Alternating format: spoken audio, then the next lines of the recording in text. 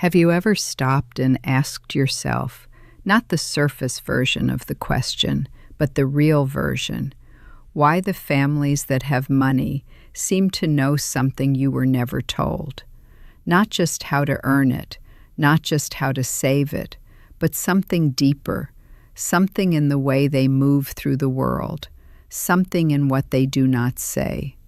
You have probably noticed it, a quiet composure that certain families carry around wealth, an absence of panic, even in hard times, a sense that they are operating by a different set of rules, rules you were never handed. Sit with that for a moment, because I am not asking you to rush to an answer. I want you to feel the weight of the question, because the answer, when it comes, is going to change something in you. It is not just about the money, you know that already. It is the feeling of watching other families move forward while yours stays in the same place. The quiet frustration of trying everything the right way, working harder, budgeting tighter, saying the right affirmations, and still feeling as though the ceiling is exactly where it was 12 months ago. That exhaustion is real, and I want you to know that I see it. What I am going to share with you today is not a technique. It is not another productivity system. It is the explanation for something you have been sensing but could not name, a principle that has lived inside Jewish family culture for generations, passed not through books but through behavior, through what mothers taught their daughters, not by speaking, but by falling silent at exactly the right moments. And those moments are more powerful than any financial advice you have ever been given. My name is Rabbi Naomi, and I have spent over 3 decades studying the intersection of ancient Jewish wisdom and the practical mechanics of family wealth. My grandmother carried this knowledge out of Eastern Europe with almost nothing, no savings, no property, no papers. And yet, within 2 generations, our family understood things about money that no university course ever taught me. The tradition I carry is not modern. It is not trending. It comes from a lineage that has survived exile, economic collapse, and persecution, and has produced prosperous families in every generation it touched. That is not coincidence. That is wisdom that works.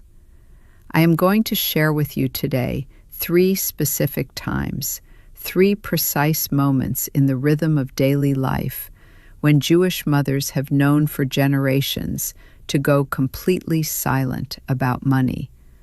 Not because the subject is shameful, but because they understood something that modern financial culture has entirely forgotten.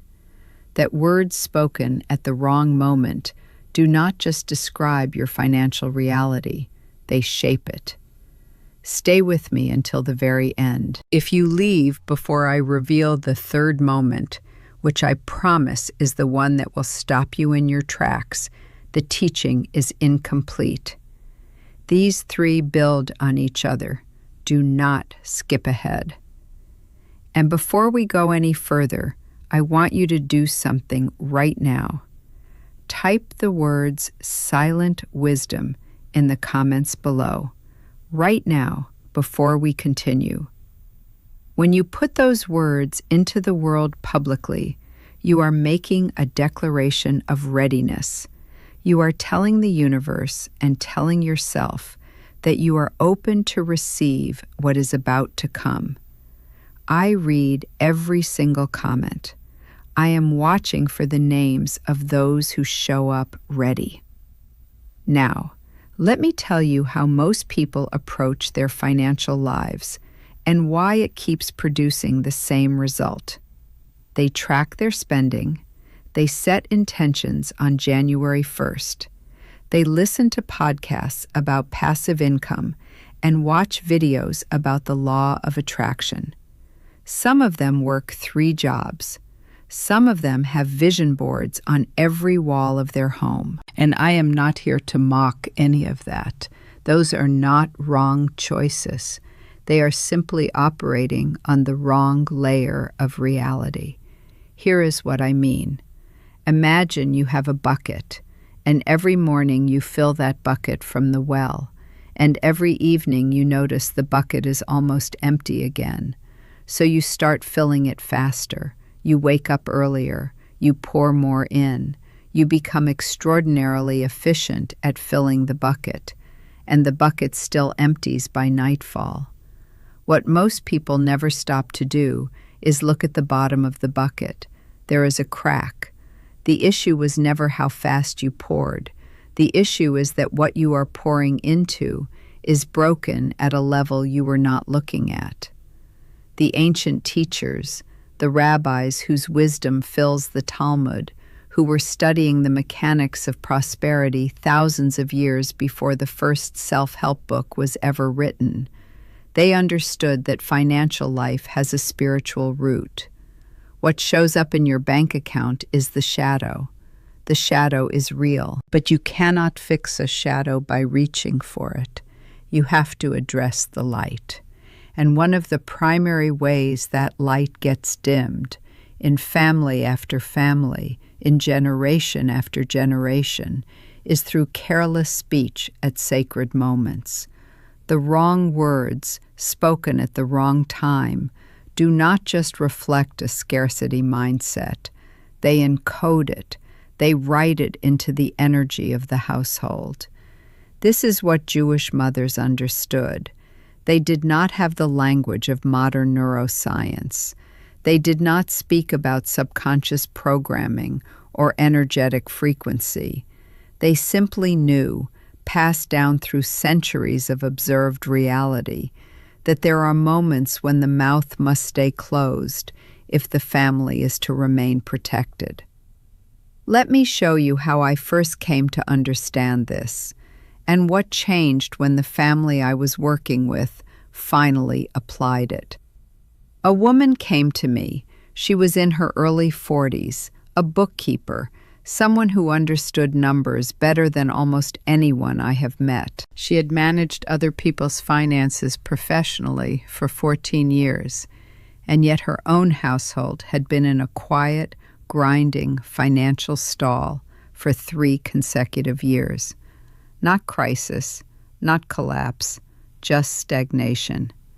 The same small debts cycling around, the same arguments about the same amounts, the same feeling, she told me, of running in place. When I first visited her home and spent time with her family at their Shabbat table, I noticed something within the first hour. She talked about money constantly. Not anxiously, she was too composed for that, but it was present at every turn. When her husband mentioned a friend's new car, she said within the same breath what it probably cost. When her children asked about a school trip, the first sentence out of her mouth was about the price. When the meal ended and her mother-in-law called to say good Shabbat, the conversation drifted almost immediately into what someone in the family had spent that week on something unnecessary. Money was the background music of her household, at every hour, in every conversation, and she had no idea. I asked her about her own mother, about her grandmother. She went quiet for a long moment, and then she said, and I remember this clearly, my grandmother never talked about money on Shabbat. She never talked about money when we were eating, and she never talked about money when someone had just accomplished something good. I asked her if she had ever wondered why. She said no. She had just assumed it was superstition, old world habit. It was not superstition. It was one of the most sophisticated pieces of wealth protection wisdom ever encoded into daily family behavior, and she had unknowingly dismantled all 3 of those silences in her own home. I asked her to try one thing for 6 weeks, just one, to observe the 3 moments her grandmother had observed, to go silent about money at those specific times, and to note what she felt in her body when she stopped herself. Not to force abundance thinking, not to pretend things were fine, just to stop speaking money into those moments. 3 weeks in, she called me on a Tuesday evening. Her voice was different. She told me that her largest client, a client who had not increased her retainer in 4 years and whom she had stopped expecting anything from, had called that morning and offered her a 22% increase, unprompted. She said it felt strange to connect the two things. I told her, do not question it yet. Just keep the practice. The connection will become clear over time. By the end of the 6 weeks, 2 more small but unmistakable things had shifted. A debt that had been structured badly was renegotiated by the other party without her asking, and her husband, for the first time in 3 years, brought home information about a business opportunity that actually moved forward. Not a windfall, not a miracle, but the first real movement she had felt in years. That movement compounded. Now I want to teach you what she was actually doing and why it works. The first moment Jewish mothers never discuss money is on Shabbat. From Friday sunset to Saturday night, the traditional Jewish home enters a different dimension of time. The sages called it a taste of the world to come, Me'ein Olam Haba, and one of the most protected elements of Shabbat, passed through generations of Jewish mothers in particular, is the deliberate absence of money language. Not just no financial transactions, no conversation about prices, no complaints about bills, no planning of next week's budget, no discussion of what something cost, what someone earns, or what the family cannot afford. Why? Because Shabbat is the moment when the family vessel is being filled. When you talk about money on Shabbat, especially about lack, worry, or comparison, you are punching a hole in the vessel at the exact moment it is being filled. The ancient teachers used the concept of kedusha, holiness, which literally means a state of being set apart. When you set apart the time, you protect the energy of the time. And that energy, accumulated week after week, year after year, becomes a frequency in the household that prosperity can enter. The practical application is exact. Beginning Friday at sunset, agree as a household that the word money will not be spoken. Not the price of dinner, not the cost of the children's activity, not what the neighbor paid for their house. If the thought comes, and it will, acknowledge it and place it gently aside. Tell yourself, this belongs to a different time. Right now we are filling the vessel. When Shabbat ends, we will address what needs to be addressed. You will find, after doing this for 3 or 4 weeks without exception, that something in the atmosphere of your home changes. A lightness enters. It is not metaphorical. It is measurable in how people in the house begin to relate to each other, and eventually in what begins to arrive. The second moment is during a meal, and I want you to understand why this one is even more specific than it appears. In the Jewish tradition, the table is an altar. The Talmud teaches that since the destruction of the temple, a person's table takes the place of the altar, and what happens at the table carries the weight of what happened in the most sacred space in the ancient world. What you speak at your table, you are essentially offering up. So when families sit down together, whether it is Shabbat or a regular Tuesday dinner, and the conversation turns to financial stress, to bills, to what cannot be paid, to who owes what, they are placing that energy on the altar, and they are training the family's nervous system especially the children's, to associate nourishment with anxiety. Jewish mothers knew this in their bones. The meal was protected. You could speak about the food. You could speak about the people you love. You could tell stories and sing and laugh. But the worries of the financial world belonged outside the door. They would still be there when the meal ended. They would not solve themselves during the soup.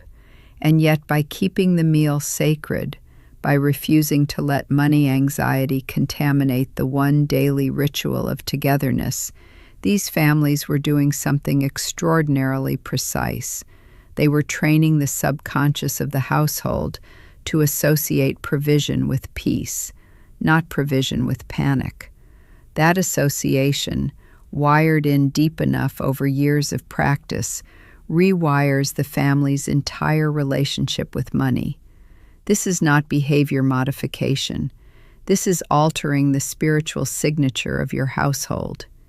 In the language of the Kabbalah, what you are creating is a kli, a vessel, and only a vessel that is whole can hold abundance. A family table that rings with money anxiety is a vessel full of cracks. The water pours out as fast as it is poured in. The specific practice. For 30 days, agree with your family, or simply begin it yourself if you must, that financial conversation does not happen during meals. If a thought arises, breathe through it. If a family member brings it up, simply say, "Let's hold that until after we're done," gently, without shame, and then follow through. After the meal is over, address what needs addressing. You are not avoiding reality. You are choosing the moment in which you engage with it. That choice is everything. The third moment, and I told you this was the one that would stop you, is in the immediate aftermath of a good thing happening. This is the silence that almost no one in the modern world knows about, and it is the one I have seen make the most dramatic difference in the families I have worked with. Here is what happens. Something good occurs. A promotion arrives. A contract comes through. A child receives a scholarship. A health result comes back better than expected. And within minutes, sometimes within seconds, someone in the family begins to qualify it. "Yes, but the taxes are going to be," or "That's good, but we still have the debt from," or "Don't celebrate too much because." Sometimes it is not even spoken out loud. Sometimes it is just a thought that immediately begins to chip at the good thing, as if the good thing is not safe to feel too fully. Jewish mothers understood something that modern psychology is only beginning to articulate. There is a window, a brief and sacred window, immediately after a good thing arrives, when that good thing needs to be received without qualification. In the mystical tradition, this is connected to the concept of hoda'ah, acknowledgement, gratitude expressed not as a feeling, but as a spiritual act of reception. When you immediately begin to diminish, qualify, or contextualize a blessing the moment it arrives, you are refusing the gift before you have even fully held it. And the energy of provision, which is always looking for somewhere to land, begins to retreat.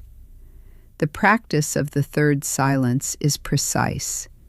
When something good happens, however small, there is a period of time, even if it is only 10 or 15 minutes, when the family does not speak about what it cost, what taxes it will create, what other problem it does not solve, or how long it will last. You simply receive it. You say thank you. You let it land. You allow the good to be good, fully, without immediately attaching it to the list of everything that is still wrong. This seems small. It is not small. It is the practice that determines whether blessing accumulates in your household or whether it is bled out the moment it arrives. A family that has practiced this for years develops what I can only describe as a gravitational pull toward good things.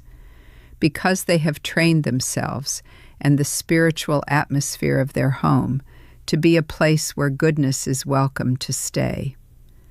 What I have shared with you today is one piece of a much larger architecture, and I want to be honest with you about that.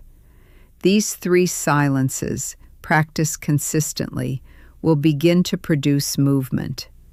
Many of you will feel the shift within 3 to 4 weeks, but the full system, the complete framework for building a household that is spiritually and financially aligned, is what I have assembled in the Prosperity of the Household, my complete program built on 40 years of working inside these principles.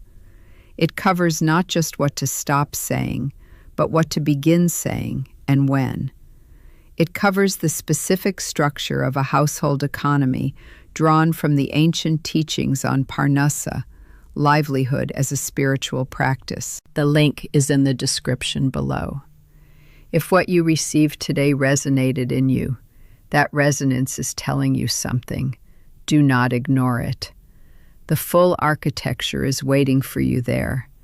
Now let me tell you what to expect in the next 48 hours, because most people get this wrong, and I do not want you to be one of them.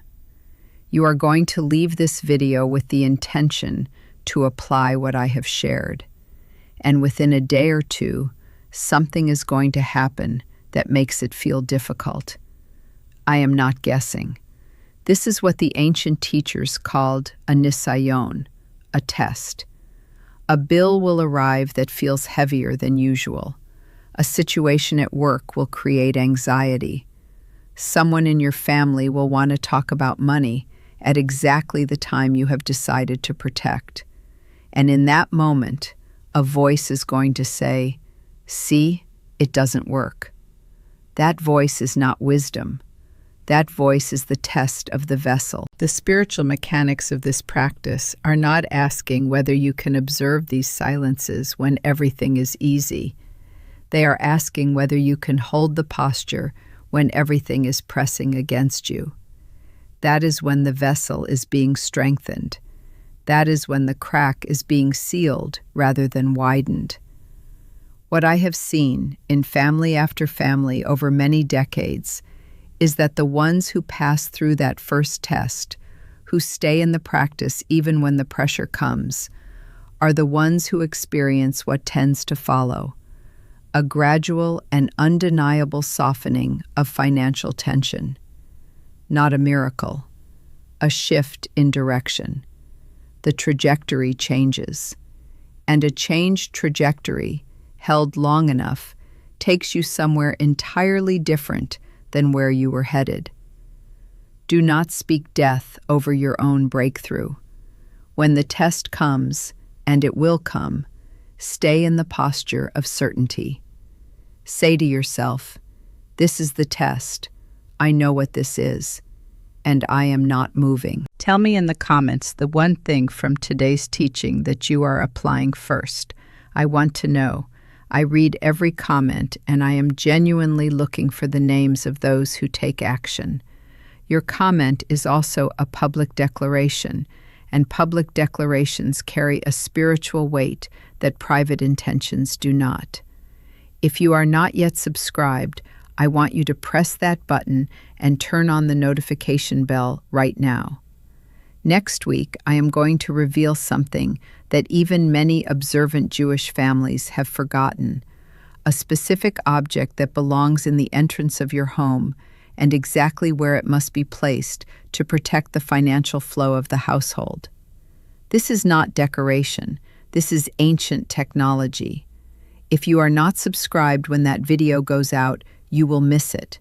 And based on what I know about where you are in your journey right now, that is a miss you cannot afford. If this teaching reached something real in you today, if something in your chest shifted while you were listening, Press the like button before you leave. It tells this platform that wisdom of this depth deserves to be seen. And it places this video in front of someone else who is silently asking the same questions you were asking before you found this. You become, in that simple act, a channel through which this knowledge reaches the people who need it most. May your home be filled with peace that does not depend on what is in your account. May your table be a place where provision feels welcome to stay. And may the silences you keep in the right moments speak louder than anything you have ever said out loud. Shalom.